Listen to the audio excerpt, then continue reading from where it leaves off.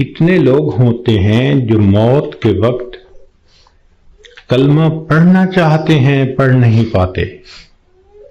چنانچہ ایک ڈاکٹر ہیں، ڈاکٹر نور محمد صاحب، ملتان کے ہیں۔ انہوں نے زندگی کے 35 سال ایمرجنسی وارڈ کے اندر ڈیوٹی کی۔ انہوں نے موت کے اوپر ایک کتاب لکھی ہے۔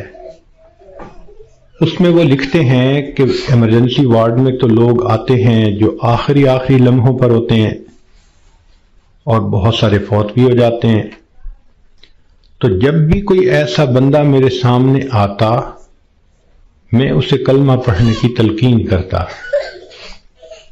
وہ کہتے ہیں کہ میرا تجربہ یہ ہے کہ 100 میں سے 95 بندوں کو کلمہ پڑھنا نصیب نہیں ہوتا۔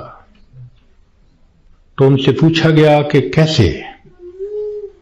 وہ کہنے لگے کہ پہلے تو مجھے سمجھ نہیں لگتی تھی کہ یہ کیوں نہیں اونچا کلمہ پڑھتے جبکہ میں ان کو پڑھا بھی رہا ہوں۔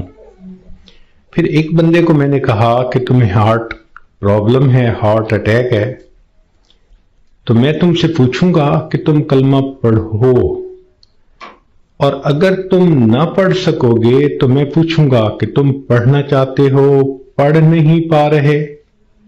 اس نے کہا بہت اچھا، میں جواب دوں گا۔ جب اس کی آخری کیفیت آئی تو میں نے اس سے پوچھا تو اس نے اشارے سے بتایا کہ میری زبان پہ فالج پڑ گیا ہے، اب میں بولنا بھی چاہتا ہوں، میری زبان بولتی نہیں۔ آج اللہ نے زبان کا کنٹرول ہمیں دیا، ہم چاہیں تو ایک دن میں ہزاروں دفعہ کلمہ پڑھ سکتے ہیں، لیکن جس عورت نے جیتے جاگتے کلمہ پڑھائے ہی نہیں، دن گزر گئے، ہفتے گزر گئے، مہینے گزر گئے، زبان پہ کلمے کا ورد جاری ہی نہیں ہوتا، دنیا کی باتیں، دنیا کے فیشن، تو موت کے وقت اچانک کلمہ کیسے جاری ہو جائے گا؟ اس لیے اس سے پہلے کہ لوگ ہمیں کلمہ پڑھائیں، ہم اپنے اختیار سے کلمہ پڑھنے کی مشق کر لیں۔